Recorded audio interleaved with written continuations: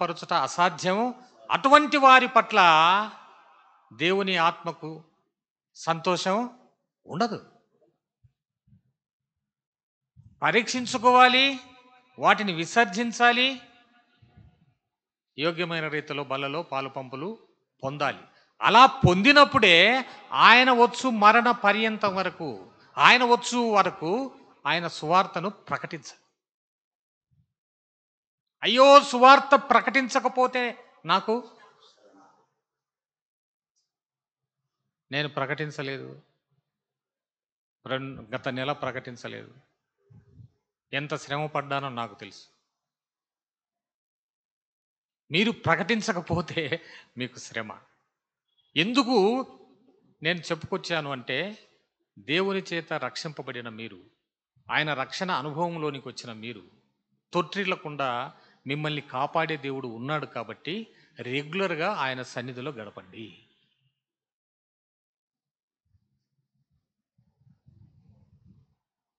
ఆయన సన్నిధికి రాకుండా దూరంగా ఉండొద్దని.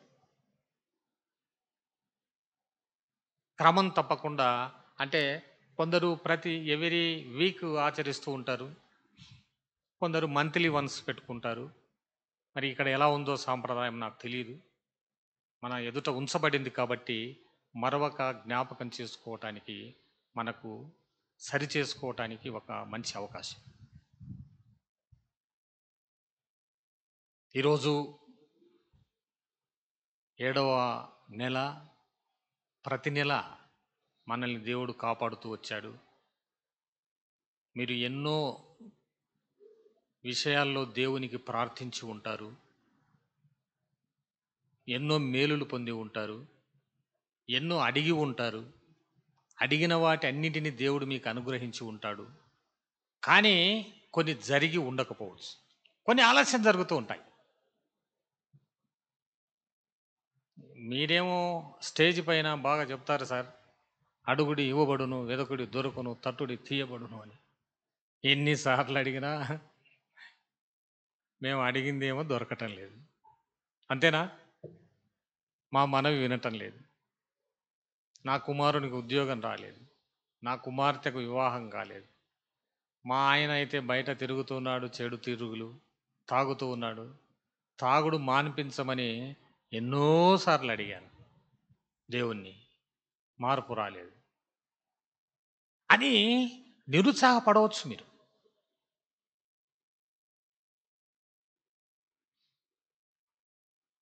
దేవుని సన్నిధిలో కనిపెట్టాలి. అది పొందేంత వరకు మనం అడుగుతూ ఉండాలి. ఆలస్యం కావచ్చు కాక, ఖచ్చితంగా మీరు అడిగితే దేవుడు ఇచ్చేవాడే కానీ రిజెక్ట్ చేసేవాడు కాడు. అలాంటి సందర్భాలు ఎక్కడ లేవు. ఆయన దృష్టికి అంగీకార యోగ్యము అయితే, నా నామమున తండ్రిని మీరు ఏమడుగుదురో అవన్నీ మీకు అనుగ్రహింపబడతాయని యోహాను రాసిన మొదటి పత్రికలో వ్రాయబడి ఉంది. యోహాను సువార్తలో కూడా వ్రాయబడి ఉంది. కాబట్టి మీరు అధైర్యపడక ప్రతిదీ అడగండి, పొందండి. లూకా సువార్త 11వ అధ్యాయం తీసుకోండి, చెప్తాను. 11వ అధ్యాయం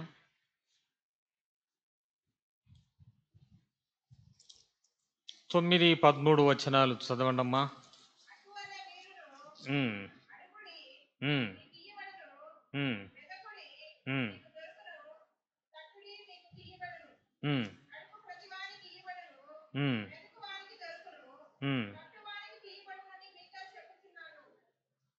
మీలో తండ్రి అయిన వాడు తన కుమారుడు చేపను అడిగితే చేపకు ప్రతిగా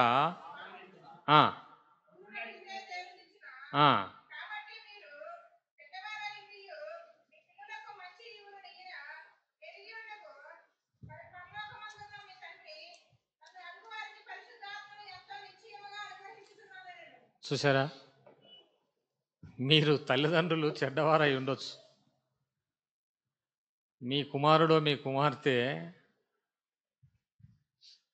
చేప పిల్లలను అడిగితే పామునిస్తారా మీరు? ఇంకా ఏదైనా ఆ ఇచ్చే వస్తువు మురికిగా ఉందో, ఇంకా ఏదో ఎట్లా ఉందో అని చెప్పి దాన్ని క్లీన్ చేసి పండైనా ఏదైనా క్లీన్గా చేసి ఇప్పుడు తినమ్మా అని ఇస్తుంటారు మీ పిల్లలకి. మీరే అంత బాధ్యత తీసుకుని మీ పిల్లలకు అట్లా ఆహారాన్ని ఇస్తున్నారే, మిమ్మల్ని కన్న తండ్రి, మీకు జన్మనిచ్చినవాడు, మీరు ఈ లోకంలో ఉద్భవింప ఉద్భవింప కావడానికి కారకుడు. ఇంకెంత శ్రేష్టమైన ఈవులతో మిమ్మల్ని పోషిస్తాడో ఒకసారి ఆలోచించండి. ఇంకా ఇది మొదటి నుంచి వింటూనే ఉన్నాం సార్, అడుగుడి ఇవ్వబడును. పాస్టర్లు కూడా ప్రేయర్ చేస్తూ ఉంటారు. ఇవి విని విని మాకు విసుగొచ్చింది అనే స్థాయికి వచ్చిన వాళ్ళు కూడా ఉంటారు. దయచేసి అటువంటి వారు ఈ వాక్యం ద్వారా ఆదరణ పొందుతారని నా ఆశ. చూడండి, రాజులు మొదటి గ్రంథం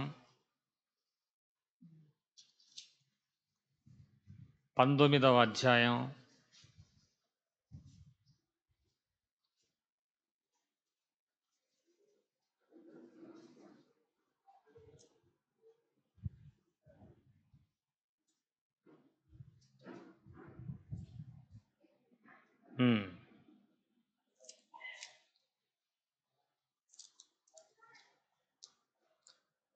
19వ అధ్యాయం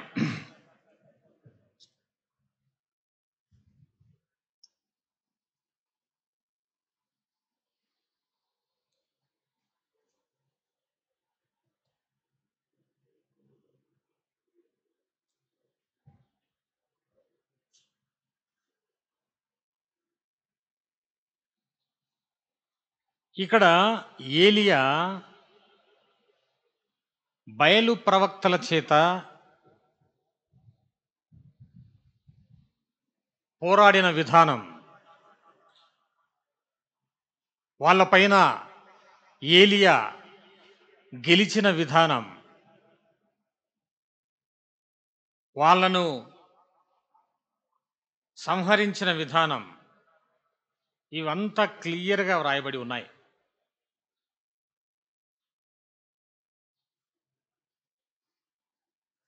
ఏలియా చేసినదంతయును, అతడు ఖడ్గము చేత ప్రవక్తలను అందరినీ చంపించిన సంగతియును ఆహాబుకు యెజెబెలునకు తెలియజెప్పగా, యెజెబెలు ఒక దూత చేత ఏలియాకు ఈ వర్తమానం పంపించాను. రేపు ఈ వేళకు నేను నీ ప్రాణమును వారిలో ఒకని ప్రాణం వలె చేయని ఎడల దేవుడు నాకు గొప్ప అపాయము కలగజేయుగాక.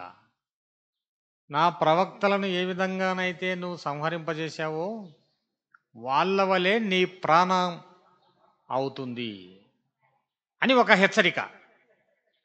అంటే అన్ని అద్భుత కార్యాలు చేసినటువంటి ఏలియా మానవ రూపంలో ఉన్నాడు కాబట్టి యెజెబెలు ఇచ్చినటువంటి వార్నింగ్కు భయపడి తన ప్రాణాన్ని అరచేతితో పట్టుకొని తాను ఒక దిన ప్రయాణం అరణ్యంలోనికి పోయి ఒక బదరీ వృక్షం కింద కూర్చుండి మరణాపేక్ష గలవాడాయి.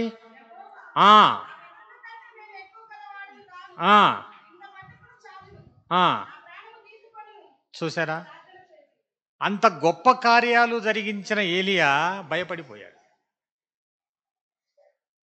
నా పితరుల కంటే నేను ఎక్కువ వాడను కాను, ఇంతవరకు జరిగించింది చాలు, ఇంకా నా ప్రాణం. ఏలియా వర్షం పడొద్దు అని ప్రార్థన చేస్తే 3.5 సంవత్సరాలు వర్షం కురియలేదు. మరలా వర్షం కావాలి అని ప్రార్థన చేస్తే వర్షం కురిసింది.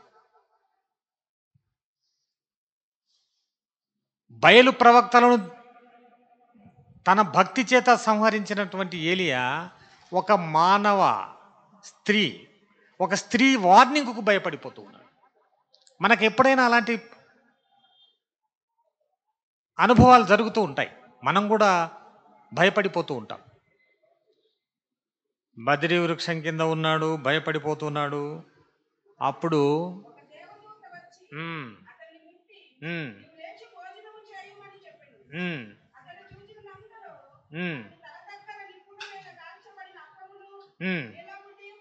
చూసారా ఎలా పోషిస్తాడో. దేవుని బిడ్డల్ని అలా పోషిస్తాడు, కాకోలముల చేత ఆహారాన్ని పంపించి. అంతటి గొప్పవాడు ఏలియా. ఏలియా ఇచ్చట నీవేం చేయుచున్నావు అని అడిగితే ఆయన చెప్పింది ఏంటి?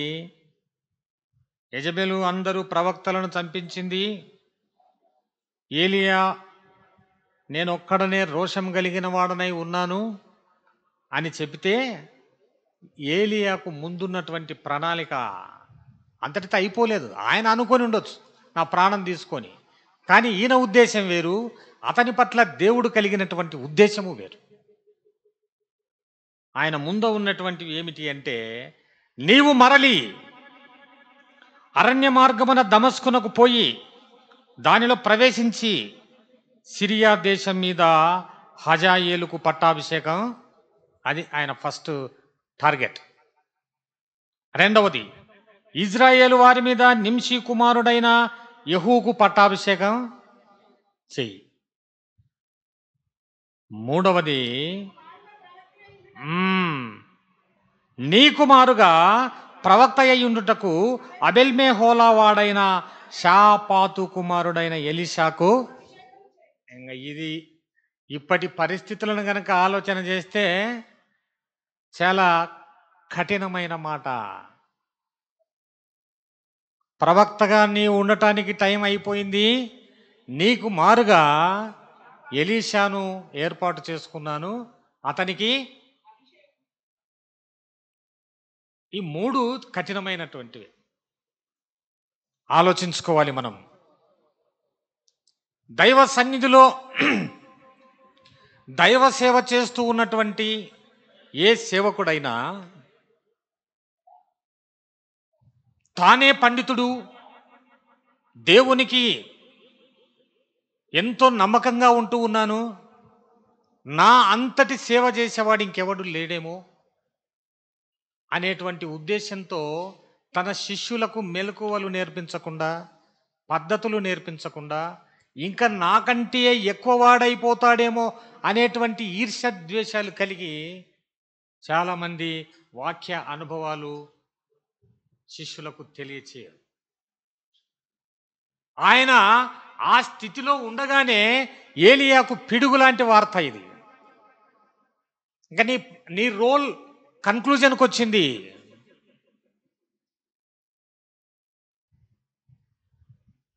ఏమి తొనకలేదు, ఏలియా కొంచెము కూడా తొనకలేదు. మంచిది. ఆ భావన కలిగిన వాడై ఏలియా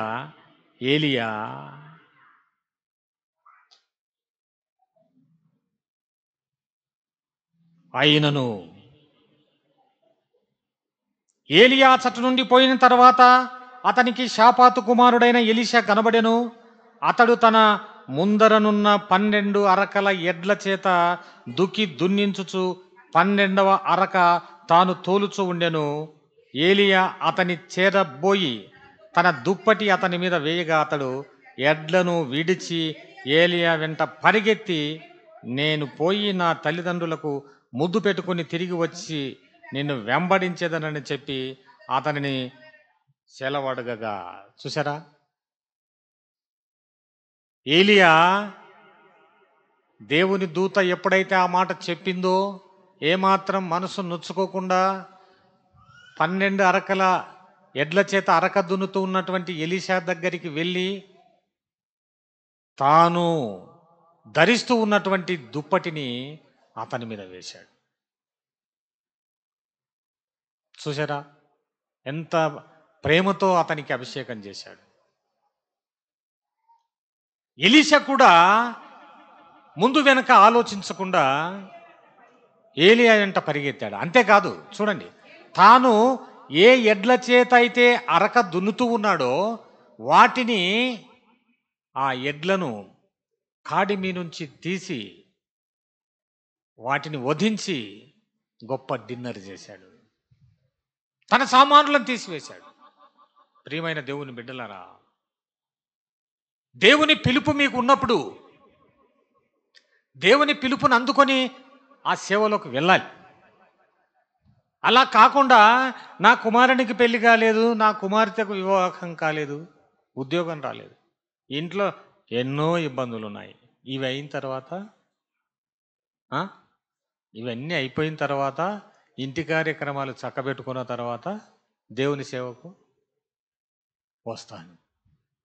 నువ్వు నేనైతే అదే చెప్తాను. అంతేనా? అదే చెప్తాము. అదే పాత ఆచారాలు, పాత సాంప్రదాయాలు వదిలిపెట్టకుండా వాటిలోనే కొనసాగుతూ ఉంటాం. అవి మరలా ఎక్కడ జ్ఞాపకం వస్తాయో అని చెప్పి ఎలిషా వాటిని వధించాడు. మళ్ళా నేను ఎక్కడ సేద్యగా నేను అయిపోతాను, పాత అలవాట్లకు పోతాను. ఆ పాత అలవాట్లను అక్కడే వధించాడు. దేవుని పిలుపు నీకు ఉన్నట్లయితే ఆ పాత ఆచార వ్యవహారాలను అక్కడే వదిలేయి. నీ పాత అలవాట్లను పెట్టుకొని దేవుని సేవ చేయటం అంత ఈజీ కాదు. అంతేకాకుండా చాలామంది దేవుని సేవ అని బ్యాగులు తగిలించుకొని వెళ్తూ ఉంటారు. ఒక తల్లికి 3 కుమారులు. ఒకడు బాగా చదువుతున్నాడు, ఇంజనీర్. రెండోవాడు బాగా చదువుతున్నాడు, డాక్టర్. మూడోవాడు వేస్ట్ ఫెలో, అల్లరిగా తిరుగుతూ సమయాన్ని అంతా వృధా చేస్తూ ఉన్నాడు. అప్పుడు ఆమె కలిగిందంట, వీడిని దేవుని సేవకు వదిలితే సరిపోద్ది. నీకున్న మంచి వస్తువులనేమో, మంచి మంచి వాటినేమో లోక సంబంధ వృత్తులకు ఉపయోగిస్తేవి, పనికిరాని వాటిని తీసుకొని వచ్చి దేవుని సేవ. అలా అనుకోవద్దని. అలా సేవకు వచ్చినటువంటి ఎలీషా దేవుని చేత ఎందుకు ఎంచుకోబడ్డాడు అని అంటే, ఎలీషాలో ఉన్నటువంటి శక్తి, ఎలీషాకు ఉన్నటువంటి పట్టుదల, భక్తి, ఏదైతే పని స్టార్ట్ చేస్తాడో దాని ఎండింగ్ వరకు వెనుక చూడనటువంటి పట్టుదల కలిగిన వ్యక్తి. అటువంటి వాడినే దేవుడు ఎన్నుకుంటాడు. సోమరులను వాళ్ళని వెనుకోడు. సరే, అటువంటి పరిస్థితుల్లో దేవుని సేవకు వచ్చినటువంటి ఎలీషా ఏలియాను వెంబడించాడు. రాజులు 2వ గ్రంథం 2వ అధ్యాయం మీ ముందర తెలిసిపెట్టుకోండి. ఏలియాకు టైం దగ్గరికి వచ్చింది. సుడిగాలి చేత ఏలియాను ఆకాశమునకు ఆరోహణము చేయింపబోవు కాలమున ఎలీషాయు కూడి, ఇక్కడ నుంచి మీకు అర్థం కావాలి ఏది అడుగుడి అనే దానికి. ఏలియా పౌరుషము కలిగిన వాడు, దేవుని ఆత్మ బలంగా అతని మీదకి వచ్చింది. అటువంటి ఆత్మలో 2 పాళ్ళు నాకు దయచేయమని ఎలీషా ఏలియాని అడిగాడు. అప్పుడు ఏలియా, నీవు కోరిన కోరిక ఎట్లుంది? కష్టతరముగానున్నది. అదే నా చేత కాదు అది నీకు ఇవ్వటానికి, అది నా చేతుల్లో లేదు. ఆ మాట గనక మనలాంటి వాళ్లకు దైవ సేవకుడు గన వినిపించి ఉంటే ఇంకా ఈయన వెంట ఎన్ని రోజులు తిరిగినా లాభం లేదు,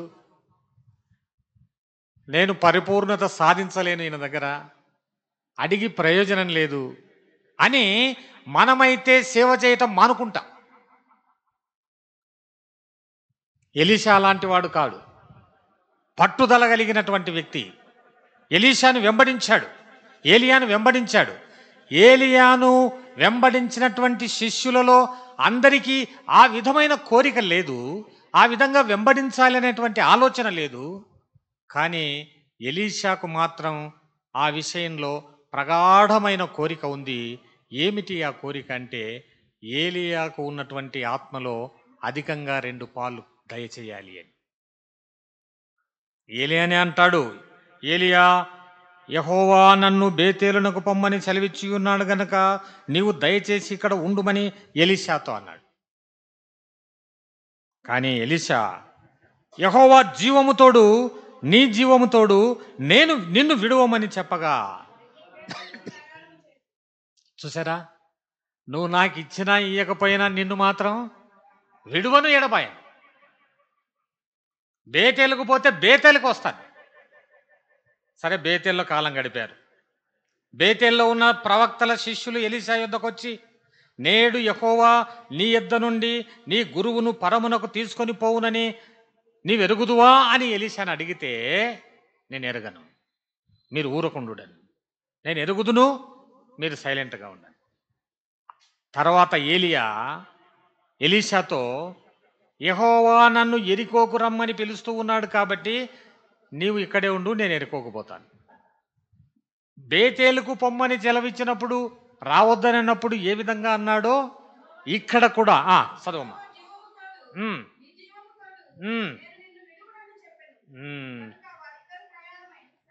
ఎరికోకపోయారు. చూసారా, మళ్ళీ ఎరికో నుండి యోర్ధానుకు రమ్మని దేవుని చేత పిలుపు అందుకున్నాడు ఏలియా.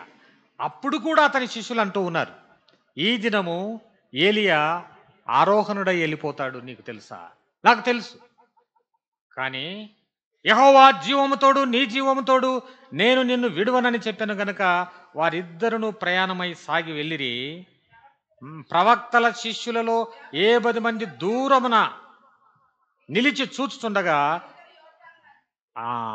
ఈ యోర్ధాను అనుభవంలోకి మనము రావాలి.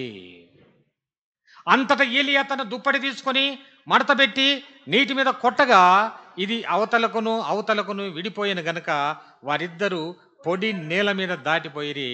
వారు దాటిపోయిన తర్వాత ఏలియా ఎలీషాను చూసి,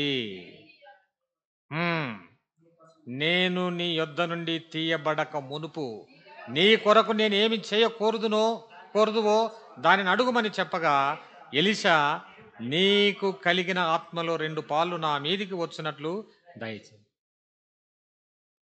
ఎంత కోరిక ఉండింది, ఎలా అడిగాడు, అడిగితే ఎలా నెరవేరిందో చూడండి. అందుకతడు, నీవు అడిగినది కష్టతరంగా ఉంది, అయితే నీ యొద్ద నుండి తీయబడినప్పుడు నేను నీకు కనబడిన ఎడల ఆ ప్రకారము నీకు లభించును, కనబడని ఎడల. చూసారా, ఎలీషా పైకి ఆరోహణమై వెళ్ళిపోయేటప్పుడు, ఏలియా ఆరోహణమై వెళ్ళిపోయేటప్పుడు ఎలీషాకు కనబడ్డాడు కాబట్టి ఆయనకు 2 ఆత్మ కలిగింది. అది అడగడం అంటే. అడుగుడి ఇవ్వబడును అంటే ఊరికే పొద్దున లేచి టిఫిన్ తీసేటప్పుడు ఒక ప్రార్థన, భోజనం చేసేటప్పుడు ఒక ప్రార్థన, పడుకునేటప్పుడు ఒక ప్రార్థన, ఈ 3 సార్లు చేసి ఇన్నిసార్లు అడిగినా దేవుడు నాకు ఇవ్వలేదంటే ఏమైనా అర్థం ఉందా? ఎలీషా ఎలా వెంబడించాడు, ఆయనను విడవకుండా ఎలా వెంబడించాడు, ఎలా అడిగాడు, ఎలా పొందుకున్నాడు. ఇలా అడగాలి మనం. ప్రభువా, నన్ను ప్రేమించి జూలై నెలలో నన్ను ప్రవేశపెట్టావు, ఈ నెలలో నాకు ఇది కావాలి, జూన్ వరకు నా అవసరతలు తీర్చావు, ఈ నెలలో నాకు ఇది కావాలి అని అడిగితే, పట్టుదలతో అడిగితే దేవుడు నీకు అది అనుగ్రహిస్తాడు అనేటువంటి నమ్మకం మీకు ఉండాలి. ఉందా? ఉన్నవాళ్ళు చేతులు ఎత్తండి చూద్దాం. ఒకరు ఎత్తినారు కాబట్టి ఇంకొకరు.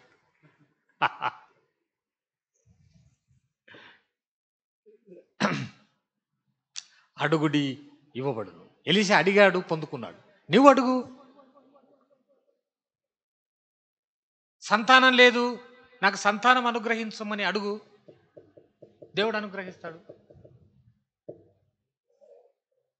అన్నా ఉందా?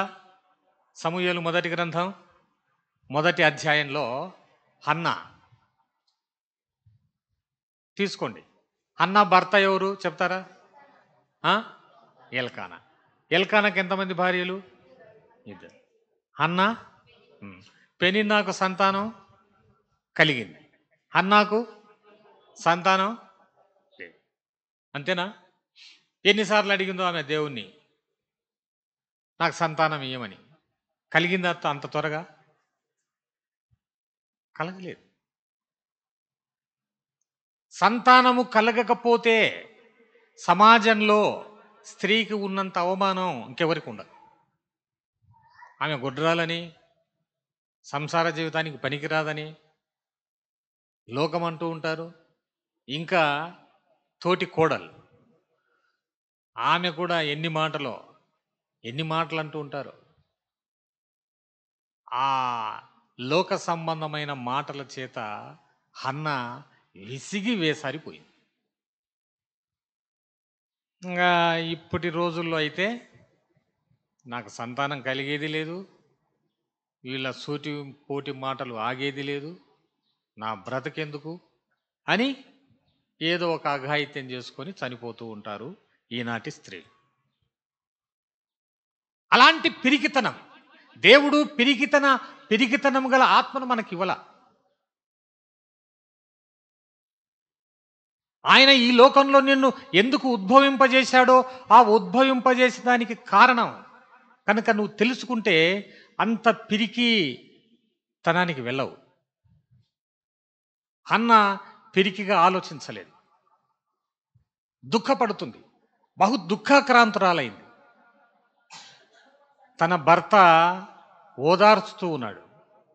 ఆయన ఓదార్పు ఆమెకేమీ ఉపశమనం కలగజేయలేదు. ఆ మనోదుఖము కలిగినదై ఎక్కడికి వెళ్ళింది? షిలోహులోని దేవుని మందిరం దగ్గరికి వెళ్ళింది. చూసారా? మనమైతే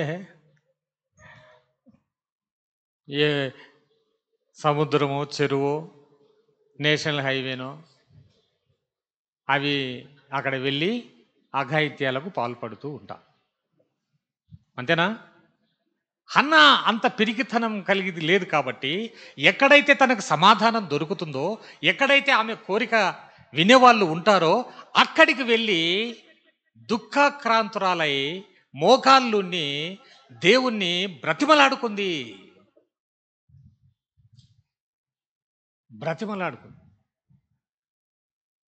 నా మీద దృష్టి ఉంచి నాకు మగపిల్లవాణ్ణి దయచేసిన ఎడల అతని తల మీదికి మంగళ కత్తిని రాకుండా వాడు బ్రతికితునములన్నిటను చూడు ఎట్లా మొక్కుకుందో. నీ సేవకు అంకితం చేస్తాను. లోక సంబంధమైన కార్యాలు వానికి సంబంధం లేదు. నువ్వు నాకు మగపిల్లవాణిని దయచేసిన ఎడల వాణ్ణి నీకే అప్పచెప్తాను. ఎంత సూటిగా అడుగుతూ ఉందో చూడండి హన్న. ప్రియమైన తల్లి, సహోదరి, నీకు ఏదైనా బాధ కలిగినా నీ బాధను వినేవాడు నీ దేవుడు ఉన్నాడు. అక్కడ హన్న మందిరంలోకి వెళ్ళి ప్రార్థించుకుంటుంది. ప్రార్థన చేస్తూ ఉండగా ఆమె పెదవులు మాత్రం కదులుతున్నాయి. అది కనిపెట్టినటువంటి దైవజనుడు, నువ్వు ద్రాక్షారసము చేత ఎంతసేపు మత్తురాలవై ఉంటావు, అది తీసేయి. దైవజనుడు వినలేదా, కనుక్కోలేదా ఆమె అంతరంగాన్ని? అతను గ్రహించలేదు. ఎవరు వినినా వినకపోయినా నీ మనోవేదనను అర్థం చేసుకునే భగవంతుడు ఉన్నాడు, ప్రభు ఉన్నాడు అనేటువంటి నమ్మకం నీకు కలగాలి. ఆ విధంగా నువ్వు దేవుని సన్నిధికి వచ్చి గోజాడి నీ కోరిక తీర్చుకోవటానికి ఆయత్తురాలవు కావలసిందిగా నేను మనవి చేస్తున్నా. అడిగింది, ఒక మగపిల్లవాని దయచేయి. పిల్లలు యెహోవా అనుగ్రహించు స్వాస్థ్యము, గర్భఫలము యెహోవా ఇచ్చు. అంతేనా? ఆ బహుమానం ఇంకెవరైనా ఇస్తారా? ఎవరి చేతనైనా అవుతుందా? ఆ బహుమానం ఇచ్చేటువంటి దేవుణ్ణే అడిగింది కాబట్టి తాను ఏదైతే అడిగిందో అది పొందుకుంది. పొందుకున్న తర్వాత తన మొక్కుబడి ఏమైనా మర్చిపోయిందా ఆమె?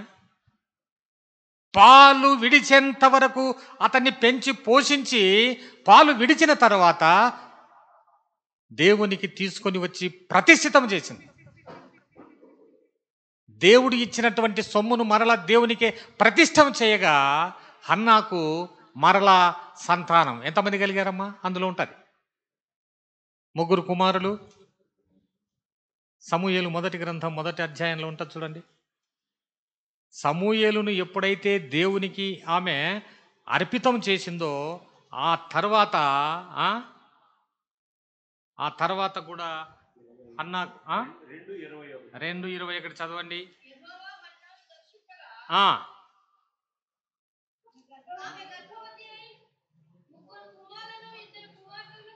చూసారా, ఆమె అడిగింది ఒకరిని, నాకు కుమారుని దయచేయమని. దయచేశాడు. ఆ కానుకను మరలా దేవునికే సమర్పించింది. సమర్పించిన తర్వాత దేవుడు ఒట్టి చేతులతో పంపుతాడా మిమ్మల్ని? 3 కుమారులు 2 మొక్కుబడి కూడా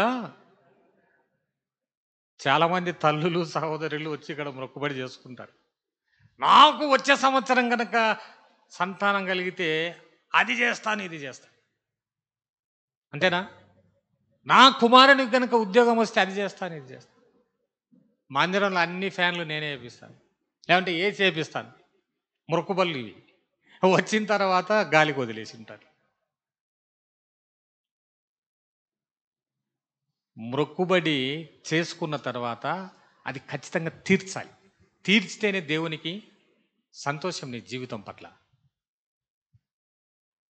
యోప్తా మొక్కుకున్నాడు, నేను శత్రువుల మీద విజయం పొందిన తర్వాత నా ఇంటికి వచ్చినప్పుడు ఏదైతే ఎదురవుతుందో దాన్ని నీకు సమర్పిస్తాను. మొక్కుబడి.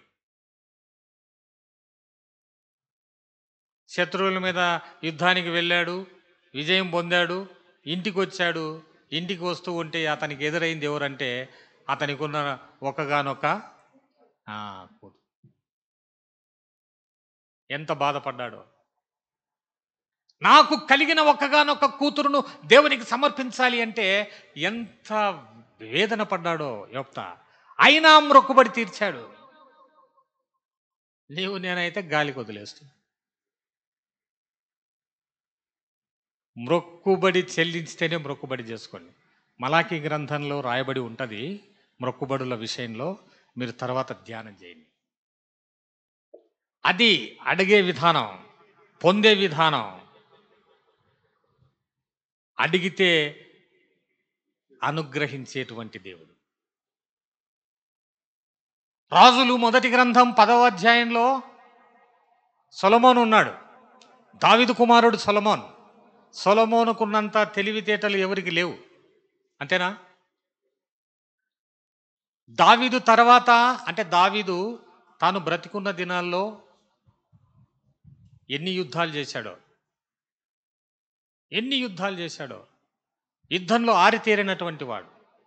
సౌలు ఎన్నిసార్లు సంహరించటానికి ప్రయత్నం చేసినా సౌలు చేతికి దావీదును దేవుడు అప్పగించలేదు. కానీ సౌలునే దావీదు చేతికి అప్పగించినప్పటికీ దేవుని చేత అభిషేకం పొందినవాడు ఇతను అని సౌలును సంహరించకుండా తన పవిత్రతను కాపాడుకున్నవాడు దావీదు. అటువంటి దావీదు దేవుని మందిరాన్ని కట్టాలని ఆశపడ్డాడు. కానీ దేవుడు ఆ ఛాన్స్ దావీదుకు ఇవ్వలేదు. నీ చేతులు ఎన్నో యుద్ధాలలో రక్తమును ఒలికించినటువంటివి. నీవు నాకు మందిరాన్ని కట్టడానికి వీల్లేదు. నీ తర్వాత వచ్చే నీ కుమారుడు నాకు మందిరాన్ని కట్టాలి. నేను అతనికి శాశ్వత ప్రేమను చూపిస్తాను. నీ మీద కోపపడినట్టుగా అతని మీద కోపపడతాను, కానీ అతన్ని శిక్షించను. నీ తర్వాత నీ రాజ్యం మీద నీ కుమారులే, నీ సంతానమే రాజ్యం ఏలుతుందని దావీదుకు బలమైనటువంటి వాగ్దానం చేశాడు దేవుడు. సరే, దావీదు తర్వాత రాజ్యానికి వచ్చినవాడు అతని కుమారుడైన సొలొమోను. సువిశాలమైనటువంటి సామ్రాజ్యం. ఆ సామ్రాజ్యాన్ని పరిపాలించాలి అంటే శక్తి సామర్థ్యాలు కావాలి, జ్ఞానము తెలివితేటలు కావాలి, యుద్ధ నైపుణ్యము కావాలి. సొలొమోనుకు తక్కువ. సొలొమోను ఏమని ప్రార్థించాడో చూడండి. రాజులు మొదటి గ్రంథం 10వ అధ్యాయం. ఏమని ప్రార్థించాడు?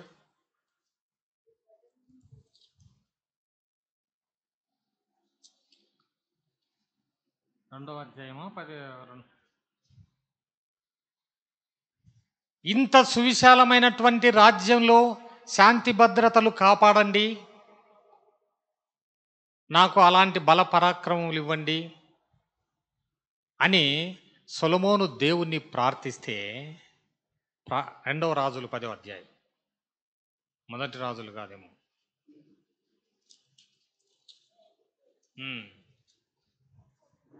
నేను తప్పు చెప్పానా?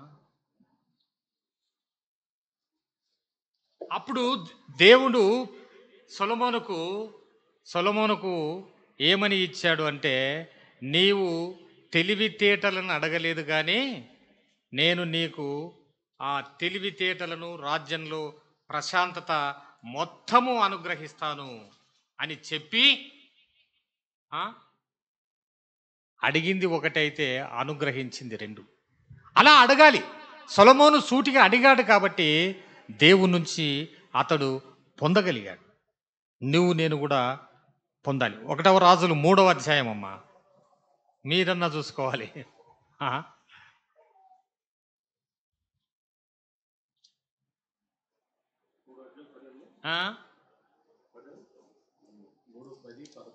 చదవండి.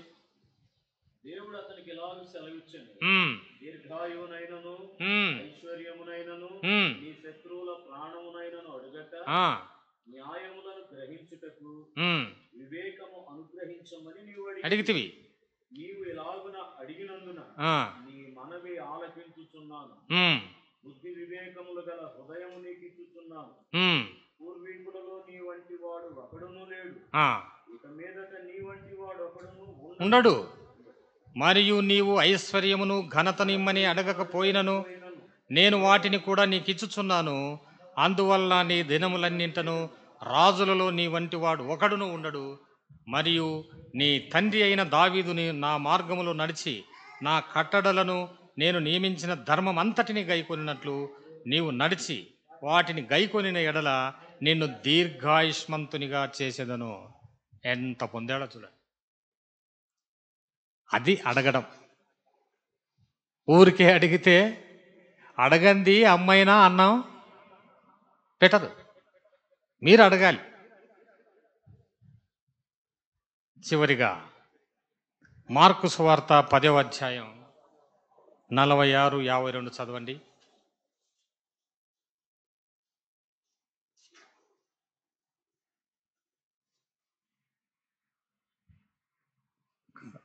పది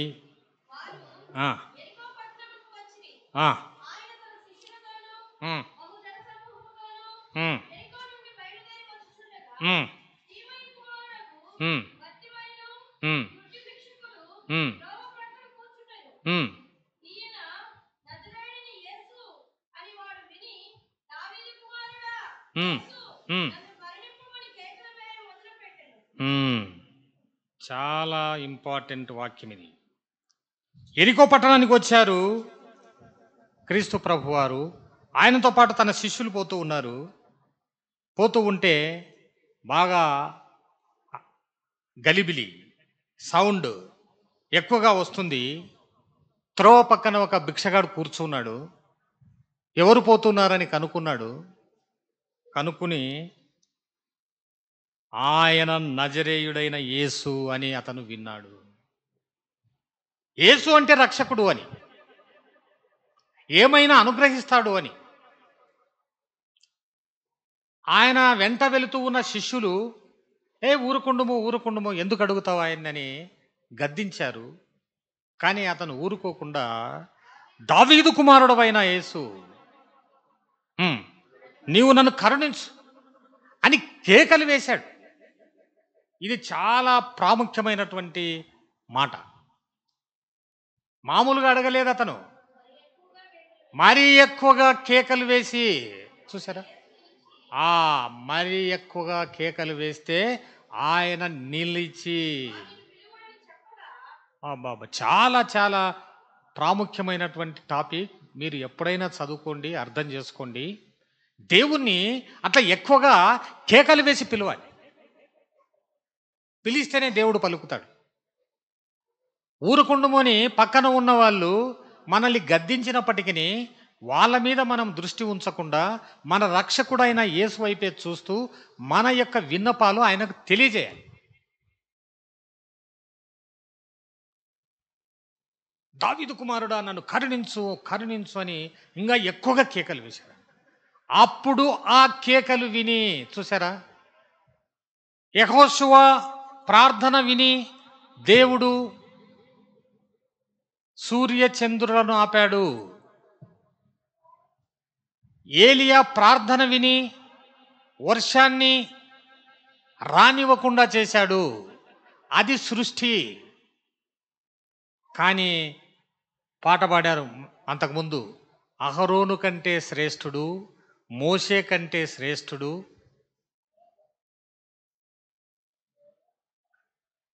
సొలొమోను కంటే శ్రేష్ఠుడని పాటలు పాడారు. వీళ్ళందరికంటే శ్రేష్ఠుడు సమస్త సృష్టికర్త అయినటువంటి యేసుక్రీస్తు ప్రభువే ఈ గుడ్డివాని మాటలు విని నిలిచి, చూసారా, నిలిచి, ఏలియా ఎలీషాలు గొప్ప ప్రార్థనా పరులు, భక్తి పరులు, ఆయన ఏర్పాటు చేసుకున్నవాడు కాబట్టి వాళ్ళ ప్రార్థన విని ఏదైతే అడిగారో అది పొందారు. ఈడేమో గుడ్డోడు. గుడ్డివాడు తన అంతరంగంలో వేసిన కేక, క్రీస్తు ప్రభువు రక్షకుడు అని తెలుసుకొని వేసిన కేక క్రీస్తు ప్రభువుని నిలిపివేసి, ఏమయ్య నీకేం కావాలి ఇంట్లో అరుస్తున్నా, చూపును పొందగోరుచున్నావా? ఎస్, చూపును పొందగోరుచున్నాను అని వెంటనే అనుగ్రహించాడు. మనం గాన ఫేమస్ డాక్టర్ దగ్గరికి వెళ్తే నీకు రెటీనా పెరిగినా తీసేయాలన్నా, సైట్ ఉండాలన్నా ఎగ్జామిన్ చేయాల్సిందే. ఎగ్జామిన్ చేసి అద్దాలు 2-3 రోజులకు రాసిస్తారు, అప్పుడు తెచ్చుకోవాల్సింది. అయ్యే పని ఇది. చూపు వస్తుందా? ఈ డాక్టర్ల చేత నవ్వుతుందా? నిన్ను సృజించిన ఆ క్రీస్తు ప్రభువుకే సాధ్యం.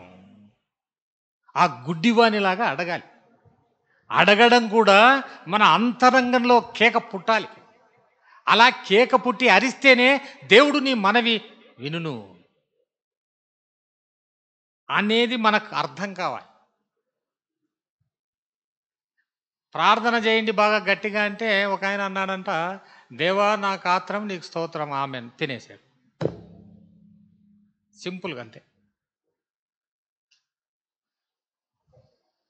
ఆ గుడ్డివానిలాగా పట్టుదల కలిగి అడిగితేనే దేవుడు నీకు ఇస్తాడు. అందుకే మనం పొందేంత వరకు అడుగుడి ఇవ్వబడును. మనం పొందేంత వరకు అడగాలి.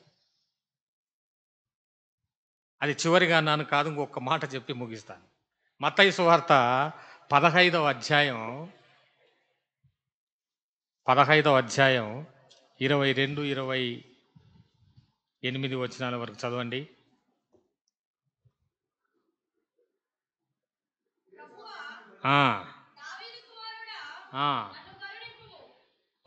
మత్తయి సువార్త 15వ అధ్యాయం 22-28.